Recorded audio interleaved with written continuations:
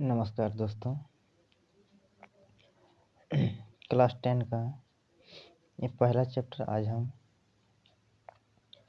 Chemical equations and reactions का optional questions practice करने जा रहे हैं। आप ये पूरा वीडियो ध्यान से देखें, आपको अवश्य ही लाभ होगा।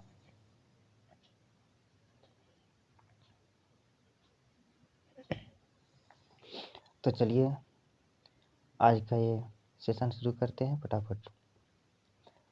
आप यहाँ पहला क्वेश्चन आप देख सकते हैं, which of the following is not a physical change. आपने पढ़ा होगा तो अवश्य ही जानते होंगे इनमें से कौन सा फिजिकल चेंज नहीं है। इसका मतलब फिजिकल चेंज नहीं मतलब कौन सा केमिकल चेंज है।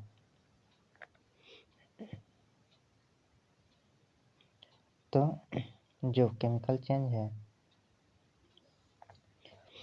मतलब जो फिजिकल चेंज नहीं है उसके बारे में हमको बताना है।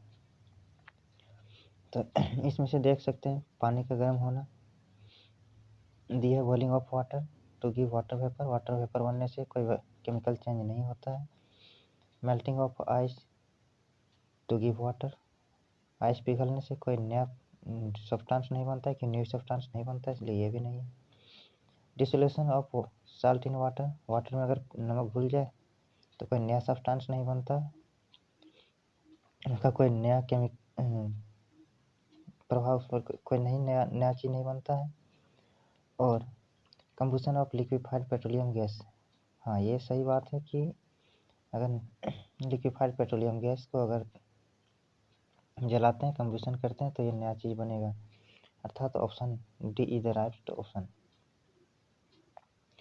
सेकंड क्वेश्चन नंबर में हम जाते हैं और ये कहता है the which of the following reaction is an example of ये। इनमें से जो रिएक्शन जो दिया हुआ है, ये रिएक्शन ये किस चीज़ का ये जो रिएक्शन जो दिख रहा है आपको, ये किस चीज़ का एग्जाम्पल है। ये डिस्प्लेसमेंट रिएक्शन का एग्जाम्पल है, कम्बिनेशन रिएक्शन का एग्जाम्पल है, रेडॉक्स रिएक्शन का एग्जाम्पल है कि न्यूट्रलाइजेशन रिएक्शन का एग्जाम्पल है।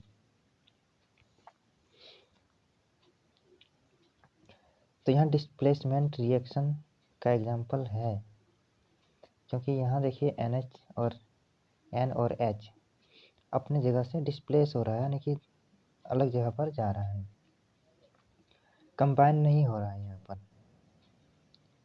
कंबाइन नहीं हो रहा है, इसलिए ये ऑप्शन नहीं होगा। ऑक्सीजन का जुड़ना, ऑक्सीजन का हटना कहलाता है रेडॉक्स रिएक्शन, यानी ये हो रहा है। न्यूट्रलाइजेशन रिएक्शन नहीं हो रहा है। न्यूट्रलाइजेशन रिएक्शन तब होगा जब एसिड और बेस रिएक्ट करके साल्ट बनाएगा, और यहाँ इसमें से एक तो एसिड है लेकिन दूसरा बेस नहीं है, O2 ऑक्सीजन, इसलिए ये न्यूट्रलाइजेशन रिएक्शन नहीं है। मीन्स आपका हो जाता है 1 and 3rd। 1 and 3rd means option number C, option C is the right option.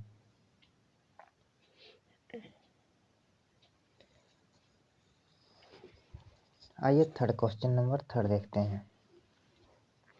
Which of the following statements about the given reaction are correct.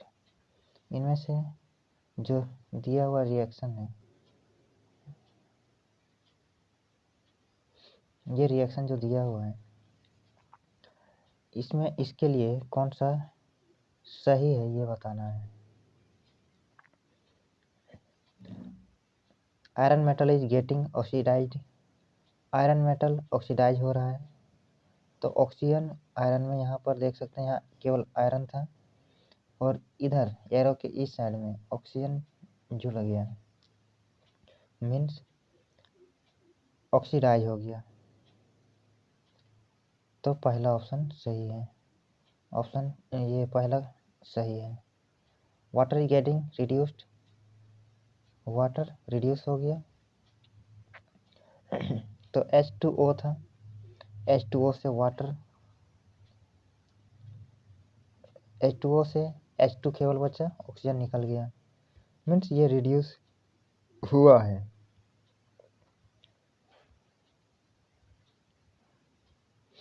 ये रिड्यूस हुआ है, वाटर रिड्यूस हुआ क्योंकि ऑक्सीजन हटा।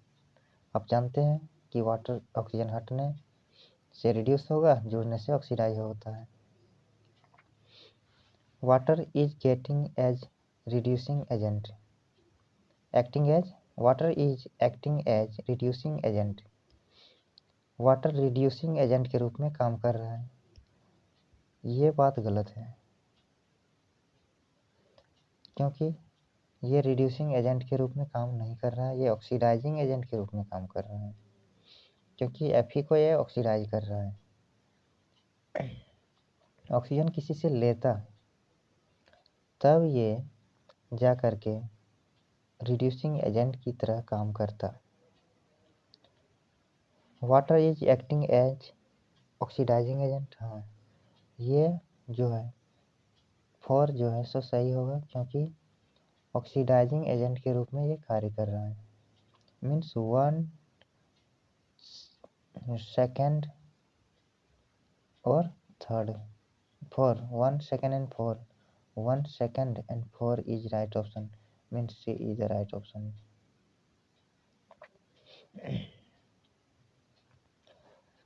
Which of the following are exothermic process? इसमें से कौन सा एक्सोथर्मिक प्रोसेस है ये बताना है। Reaction of water with quicklime, quicklime मतलब बिना बुझा हुआ चूना, जब डालते हैं जिस चूना को पानी में ढबकने लगता है वो है क्विकलाइम। तो ये एक्सोथर्मिक रिएक्शन होता है, यानी कि हीट बाहर निकलता है क्विकलाइम को पानी में डालने से, इसका मतलब ये एक्सोथर्मिक रिएक्शन है।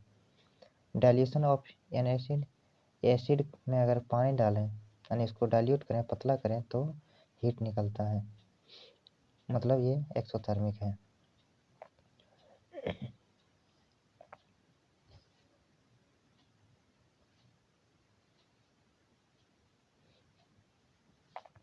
इवेपोरेशन ऑफ वाटर, पानी का भाप बनना, ये नहीं है, ये एक्सोथर्मिक रिएक्शन नहीं है।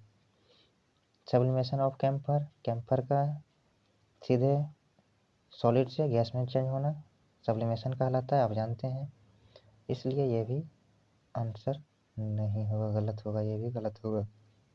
1 2 किस में है, 1 2 ये में है, ये का सही है।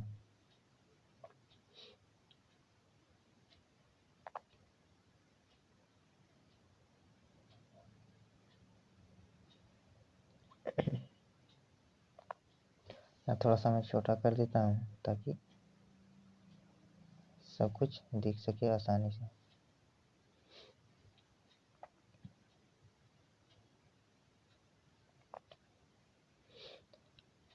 Question number 5, 3 beakers labeled A, B and C each containing 25 ml of water were taken। 3 ठो बीकर है हमारा ABC और उसमें 25 ml पानी लिया गया तीनों में से। ये स्मॉल अमाउंट ऑफ NaOH का थोड़ा सा अमाउंट लिया, एनहाइड्रस कॉपर सल्फेट लिया और सोडियम क्लोराइड, इन तीनों बीकर ABC में ऐड कर दिया गया। It was observed that there was an increase in the temperature of the solution containing in beaker A and B, whereas in case of beaker C the temperature of the solution falls। कह रहा है कि ABC 3 को beaker था, उसमें से जो है ये देखा गया, ऑब्जर्व किया गया कि इन जो सॉल्यूशन था कंटेनिंग बीकर ए और बी में तो बढ़ा, जबकि बीकर सी के केस में टेम्परेचर घट गया। तो आपको ध्यान रखना है कि टेम्परेचर ए और बी में बढ़ा था, मतलब ए और बी जो होगा सो एक्सोथर्मिक रिएक्शन होगा, और ये भी कह दिया इसमें एंडोथर्मिक, यानी कि ये गलत हो जाएगा सेकंड का। In beaker C exothermic process है जो अकर एक्सोथर्मिक सी में नहीं हुआ है, सी में एंडोथर्मिक हुआ है, नहीं ये बोला है क्वेश्चन नंबर 4 में। यानी कि 1 and 4 is correct. 1 and 4 means option number C is correct.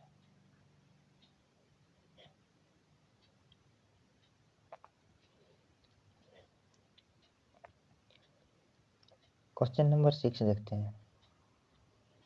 ये dilute ferrous sulfate solution was gradually added to the beaker containing acidified permanganate solution.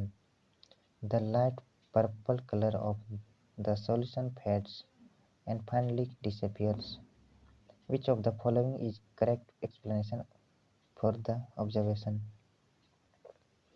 यहाँ आपको सीधा सीधी समझना है कि एक फेरस सल्फेट डाला हुआ था एक बीकर में। फेरस सल्फेट में परमैंगनेट सॉल्यूशन को डाल दिया गया। केमन फॉर परमैंगनेट मीन्स ये KMnO4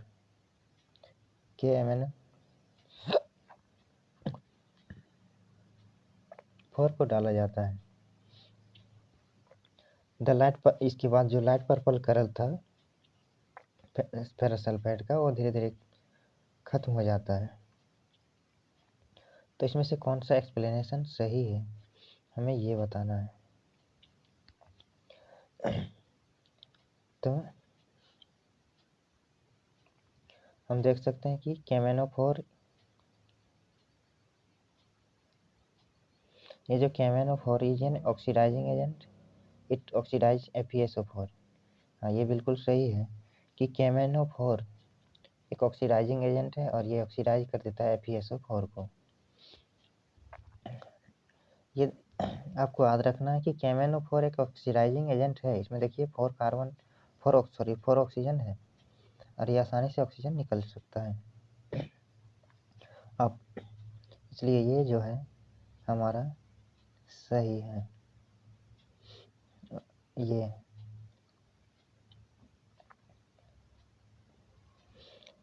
और अगर ये सही है तो बाकी गलत होना चाहिए। चलिए देख लेते हैं।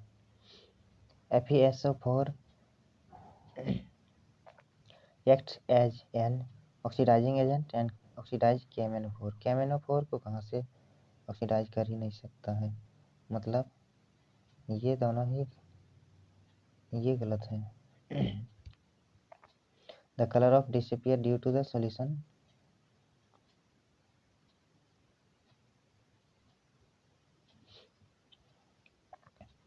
ये हमारा गलत था।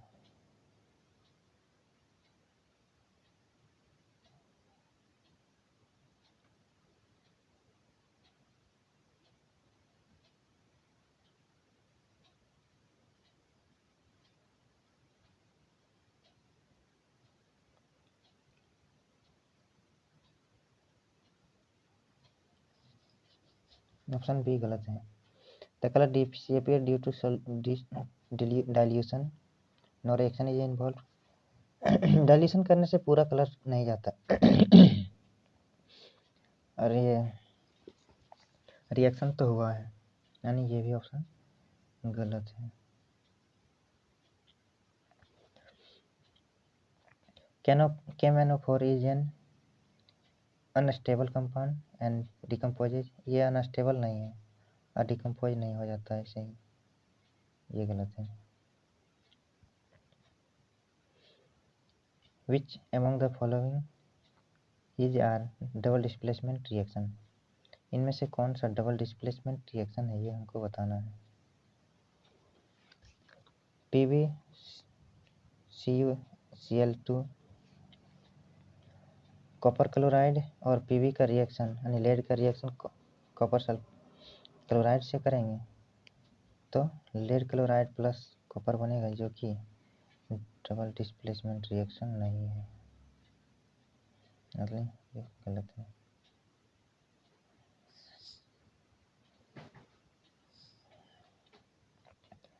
यानी ये 2SO4 plus BaCl2 BaSO4 NaCl2 बनाता है सोडियम सल्फेट।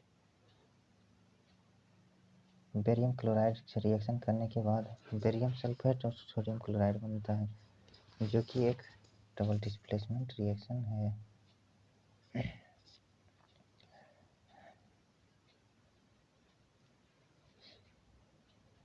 ये कॉम्बिनेशन रिएक्शन है।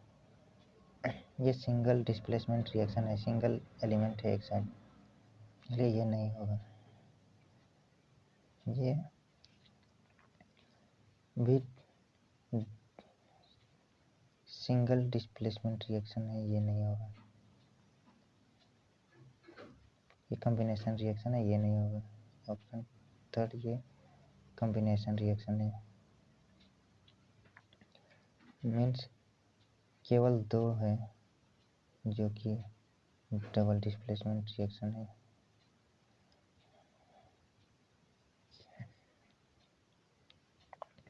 Which of the following statements or statement is are true?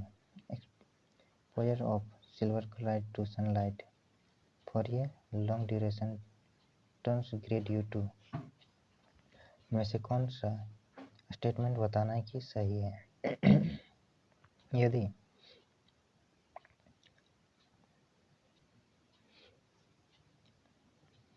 यहाँ ध्यान देने वाली ये बात है कि exposure of silver chloride to sunlight, sunlight में सिल्वर क्लोराइड को रख देते हैं तो ये ग्रे में टर्न हो बदल जाता है। तो आपको जानना चाहिए कि अगर silver chloride AgCl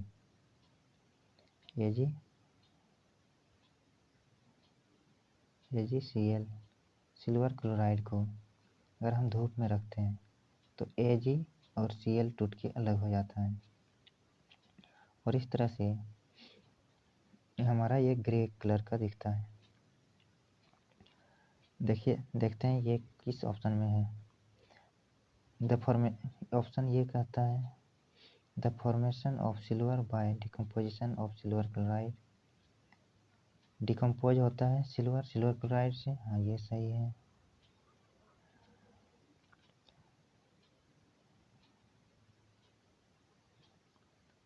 sublimation of silver chloride, ये नहीं, सब्लिमेशन नहीं होता इसमें। Decomposition of chlorine gas from silver chloride, decomposition नहीं होगा। ऑक्सीडेशन ऑफ सिल्वर क्लोराइड, नहीं, ऑक्सीडेशन भी नहीं होता है। मीन्स ऑप्शन नंबर ये सही होगा।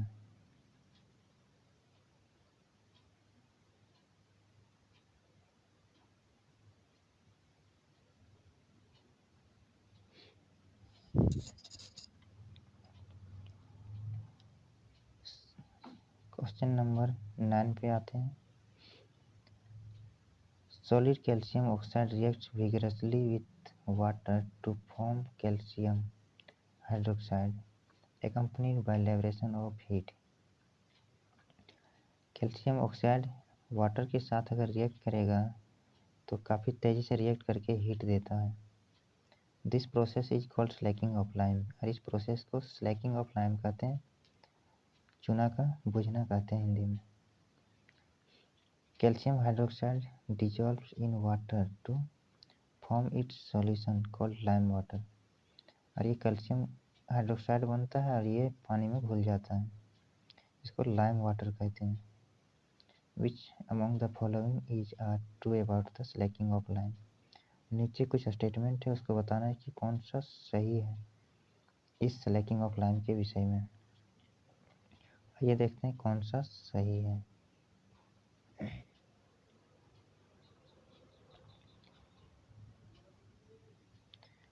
It is an exothermic reaction, ये एक एक्सोथर्मिक रिएक्शन है। तो हम जानते हैं कि हीट निकलने के बारे में बता दिया गया है, तो ये निश्चित रूप से ये एंडोथर्मिक बता दिया गया है, वहाँ हीट निकलने के बारे में बताया है। तो हम जानते हैं हीट अगर निकल रहा है तो वो एक्सोथर्मिक होगा। एंडोथर्मिक हीट ले रहा है तो होगा, हीट कम होगा तो होगा। दूसरा में एक्सोथर्मिक बताया, ये सही है। और साथ ही साथ क्या बोला है कि थर्ड में बोला है कि ये the pH of the resulting solution will be more than 7। जो रिजल्टिंग सॉल्यूशन होगा पानी में घुलने के बाद कैल्शियम हाइड्रोक्साइड पानी में अगर घुल करके जो सॉल्यूशन बनेगा उसका पीएच वैल्यू 7 से अधिक होगा। तो हम जानते हैं कि चूना का पानी जो होता है सो होता है एक बेस, उन्हें 7 से अधिक होगा ही होगा, और इसलिए ये सही है, ये सही है। और क्वेश्चन 4 कहता है कि the pH of the resulting solution will be less than 7। 7 से कम होगा कोई संभावना नहीं, 7 से अधिक और 7 से कम दोनों नहीं हो सकता। यानी हम 1, 2 एंड 3 देख सकते हैं। 9 का 2 एंड 3 किस में है, तो 2 एंड 3 है ऑप्शन नंबर बी में, जो कि आप यहाँ देख सकते हैं। बेरियम क्लोराइड क्वेश्चन नंबर 10 देखते हैं हम लोग। तो barium chloride on reacting with aluminium sulphate forms barium sulphate and ammonium chloride. कहता एक रिएक्शन बताया है, बेरियम क्लोराइड बेरियम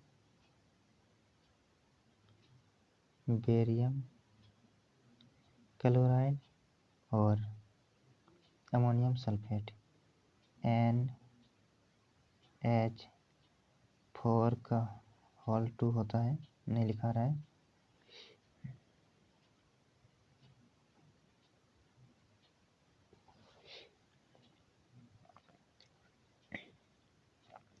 बी ये Cl2 plus NH4 whole 2 barium chloride और सोडियम सल्फेट SO4 यहाँ आगे लग जाता है, NH4 का होल 2 SO4 ये होता है अमोनियम सल्फेट। ये बेरियम सल्फेट और ये sodium sulphate, sorry barium chloride और सोडियम सल्फेट मिल करके बनाता है बेरियम सल्फेट। आप यहाँ पर देख सकते हैं कि बेरियम के साथ सल्फेट आ गया और पहले था बेरियम के साथ क्लोराइड, पहले ये बेरियम के साथ क्लोराइड था, अब बेरियम के साथ सल्फेट आ गया, यानी चेंज हो गया। अमोनियम के साथ सल्फेट था यहाँ पर और अमोनियम के साथ क्लोराइड आ गया, यानी आपस में ये जगह को चेंज कर लिया है, इसलिए ये 2 बार डिस्प्लेसमेंट हुआ है, यानी डबल डिस्प्लेसमेंट रिएक्शन है। ये प्रिसिपिटेशन रिएक्शन है, तो ये प्रिसिपिटेशन रिएक्शन भी है।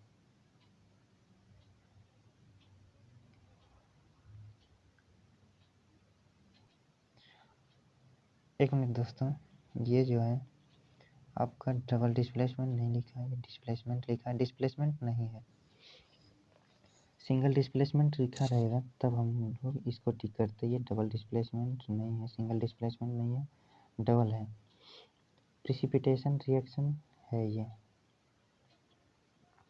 प्रिसिपिटेशन रिएक्शन है और डबल डिस्प्लेसमेंट रिएक्शन है। हमारा ये ऑप्शन थर्ड क्वेश्चन गलत है, ये यानी ये हमारा आंसर हो जाएगा डी।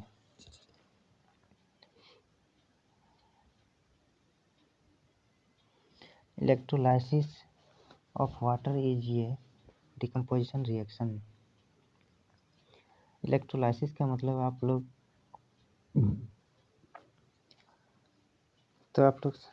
दोस्तों आप जानते हैं कि ये इलेक्ट्रोलाइसिस क्या होता है। अब जब हम इस पानी के अंदर इलेक्ट्रिसिटी को पास करते हैं तो इलेक्ट्रोलाइसिस कहलाता है। और जब इलेक्ट्रोलाइसिस होता है तो हाइड्रोजन और ऑक्सीजन में टूट जाता है और इसको कहते हैं इलेक्ट्रोलाइसिस, डिकम्पोज हो गया। हमारा H2O मिल करके वाटर बनाता है और ये H2O में हम लोग देख सकते हैं कि हाइड्रोजन 2 है और ऑक्सीजन ये है 1 है। तो जब इस तरह से होगा कि हाइड्रोजन 2 है ऑक्सीजन 1 है तो इसका रेशियो, हाइड्रोजन ऑक्सीजन का रेशियो जो होगा, मोल रेशियो जो होगा, मास रेशियो नहीं बोला, ये आपको ध्यान देना है। यहाँ बोला मोल रेशियो ऑफ हाइड्रोजन और ऑक्सीजन। अगर मोल रेशियो कहेगा तो हमेशा ये 2:1 हो जाएगा, क्योंकि हाइड्रोजन हमारा यहाँ 2 होता है तो ऑक्सीजन 1 होता है।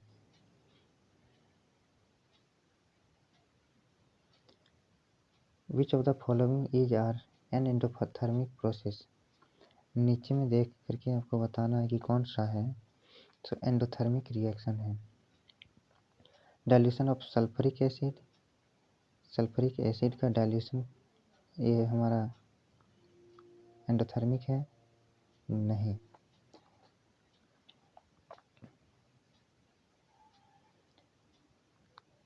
ये dilution of sulphuric acid is an exothermic reaction.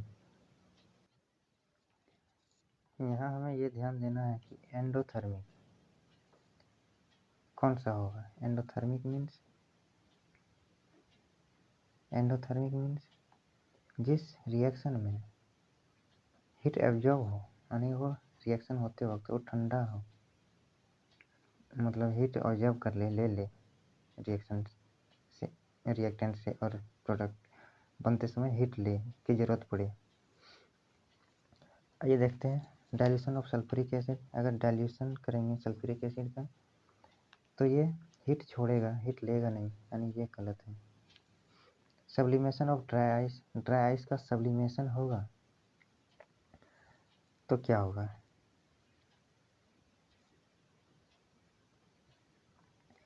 Sublimation होते समय, सब्लिमेशन आइए पहले बताते हैं कि होता क्या है। ड्राई आइस कहते हैं CO2 से बना हुआ आइस को, और जब ये सब्लिमेट होता है तो ये सॉलिड से सीधे चेंज हो जाता है गैस में, इसको कहते हैं सब्लिमेशन। ये लिक्विड नहीं में बदलता नहीं है, और जिस समय ये इस तरह से सब्लिमेशन होता है उसमें हीट ये लेता है ना कि छोड़ता है, यानी कि ये हो जाएगा endothermic reaction.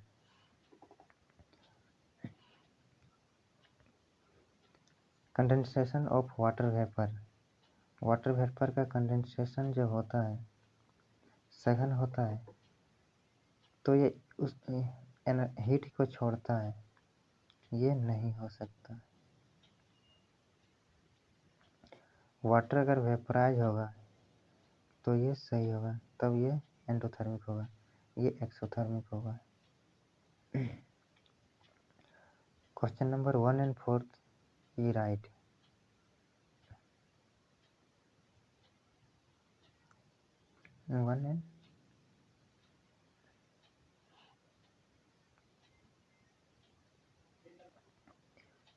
Sorry 2 and 4 means option number D is right option, ये डी सही है। 2 और 4 हमने बताया था कि सब्लिमेशन ऑफ आइस, जब आइस सब्लिमेट होगा तब वो एंडोथर्मिक होगा, यानी कि तब वो हीट लेता है, और पानी अगर इवेपोरेट होगा तो वो हीट को एब्जॉर्ब करता है, हीट को लेता है, छोड़ता नहीं है, इसलिए ये एंडोथर्मिक होता है, और ये ऑप्शन डी में सही आंसर दिया हुआ है। क्वेश्चन नंबर 13 देखते हैं। In the double displacement reaction between aqueous potassium iodide, aqueous potassium iodide एक डबल डिस्प्लेसमेंट रिएक्शन बता रहा है किसके किसके बीच में, between aqueous potassium iodide. Aqueous मतलब समझते होंगे आप लोग, जो पानी में घुला हुआ है, potassium iodide, and aqueous lead nitrate, ये लीड नाइट्रेट और पोटासियम आयोडाइड दोनों एक्वस है और दोनों के बीच में रिएक्शन होता है और एक येलो प्रिसिपिटेट बनता है ऑफ लीड आयोडाइड का। जब ये फॉर्म हो जाता है वेल परफॉर्मिंग द एक्टिविटी, जब ये एक्टिविटी परफॉर्म कर रहे हैं, if lead nitrate is not available, lead nitrate हमारे पास नहीं हो, which of the following can be used in place of lead nitrate, lead nitrate के बीच बदले में किसको हम यूज कर सकते हैं। तो लेड सल्फेट इंसोल्यूबल होने की वजह से इसे नहीं यूज करेंगे। लेड एसीटेट को हम लोग यूज कर सकते हैं। अमोनियम नाइट्रेट को नहीं यूज करेंगे, इसमें मेटल वगैरह नहीं। फॉस्फेट सल्फेट को नहीं यूज करेंगे। ये हो गया आपका question number 13।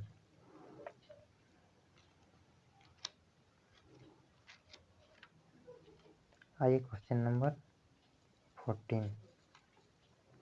Which of the following gases can be used for storage of fresh sample of an oil for a long time?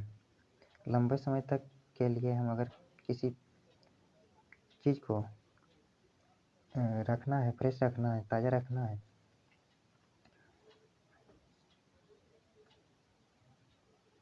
किसी ऑयल को फ्रेश रखना है लंबे समय तक के लिए, तो हम किस गैस का किस गैस का उपयोग कर सकते हैं, ये बताना है। तो कार्बन डाइऑक्साइड ऑक्सीजन नहीं यूज कर सकते हैं। ऑक्सीजन तो रिएक्टिव काफ़ी है, कार्बन डाइऑक्साइड भी रिएक्टिव है। नाइट्रोजन ऑक्सीजन रिएक्टिव है। रिएक्टिव गैस नहीं होना चाहिए जो यूज करेंगे हम लोग। कार्बन डाइऑक्साइड और हीलियम, कार्बन डाइऑक्साइड ये यूज नहीं करेंगे, हीलियम तो ठीक है। ये हीलियम और नाइट्रोजन ये जो गैस है ये दोनों ही नॉन रिएक्टिव गैस है और इसमें भोजन खराब नहीं होता है। Question number 15।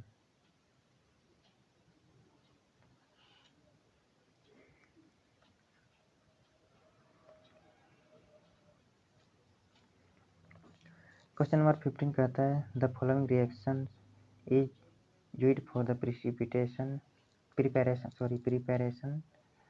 Of oxygen gas in the laboratory. KClO3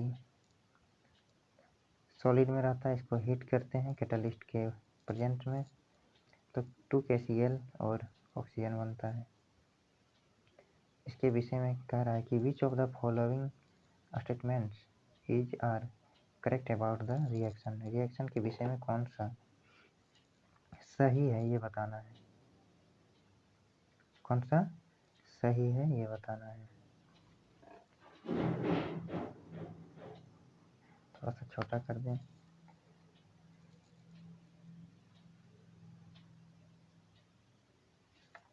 ताकि क्वेश्चन प्रॉपर दिख सके।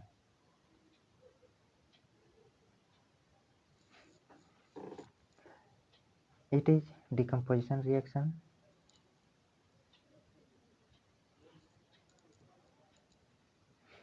It is a decomposition reaction and endothermic in nature. कहता है क्या ये डिकम्पोजिशन रिएक्शन है और ये एंडोथर्मिक है। एंडोथर्मिक मतलब ये हीट ले रहा है ना कि छोड़ रहा है। तो ये डिकम्पोजिशन यानी कि टूट रहा है।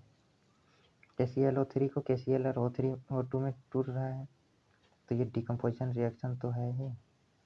और ये एंडोथर्मिक भी है क्योंकि ये लेता है हीट। देखो हीट दे रहे हैं हम लोग यहाँ पर, ये हीट दे रहे हैं, तो इसीलिए हमारा ये ऑप्शन नंबर सही है। बाकी गलत होना चाहिए, देख लेते हैं।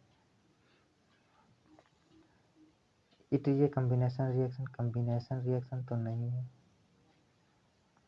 जुड़ नहीं रहा है ना, टूट रहा है।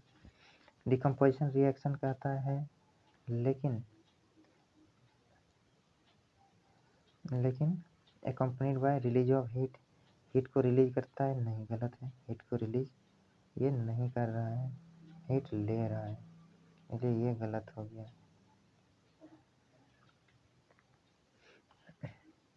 It is a photochemical decomposition, ये फोटोकेमिकल डिकम्पोजिशन तो है नहीं, और एक साथ ही साथ ही एक्सोथर्मिक भी नहीं है, फोटोकेमिकल नहीं है, फोटोकेमिकल नहीं है और एक्सोथर्मिक भी नहीं है।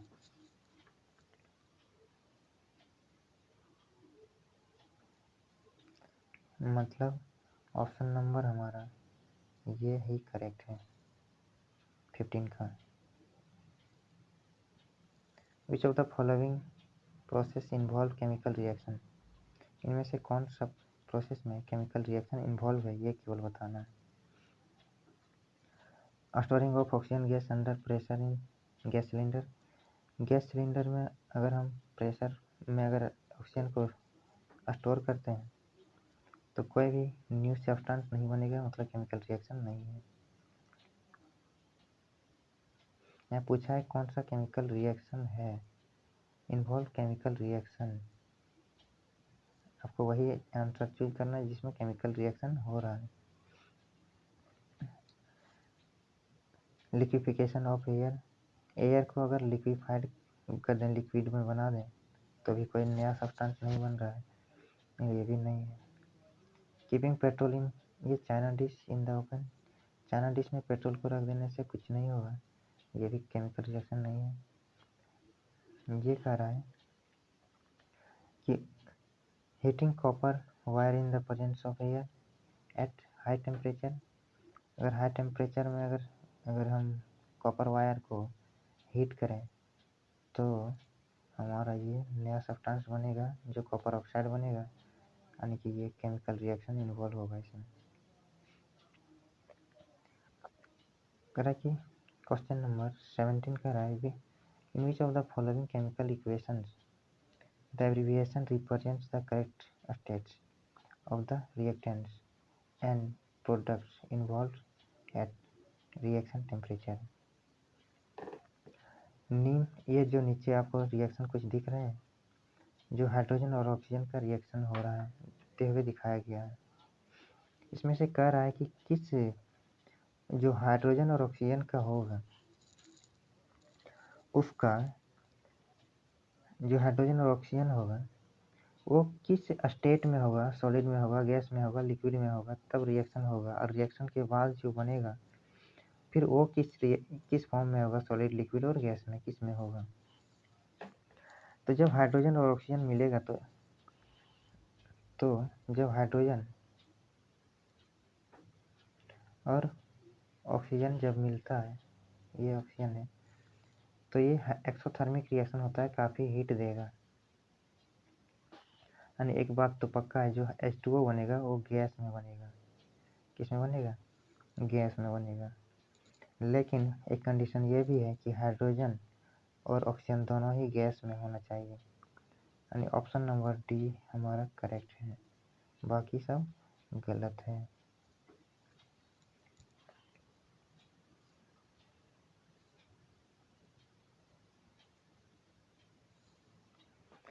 Which of the following are combination reactions, question number 18 कह रहा है कि इनमें से कौन सा कम्बिनेशन रिएक्शन है। कम्बिनेशन रिएक्शन हम लोग आसानी से पहचान पाते हैं जिसमें कंबाइन हो जाए, जुड़ जाए आपस में सभी, वो होता है कम्बिनेशन रिएक्शन जो यहाँ दिख रहा है। ये डिकम्पोजिशन है, पहला नहीं होगा, दूसरा में कम्बिनेशन है, तीसरा में भी कम्बिनेशन है, चौथा में डिस्प्लेसमेंट रिएक्शन है, यानी 2, 3 सही है, 2 और 3 है ऑप्शन नंबर डी में, जो कि ये हमारा सही हो जाएगा।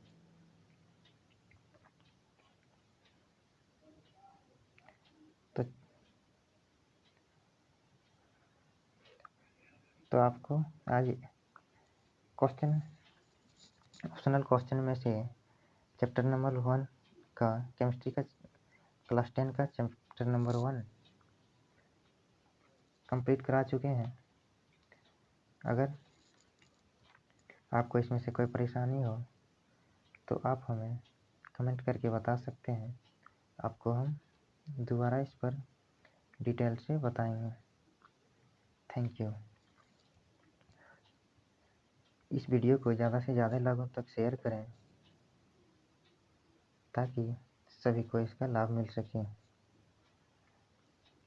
जो भी क्लास 10 के बच्चे हैं जो भी स्टूडेंट्स हैं उन सभी तक इस वीडियो को शेयर करें, चैनल को सब्सक्राइब करें और वीडियो को लाइक करें। धन्यवाद।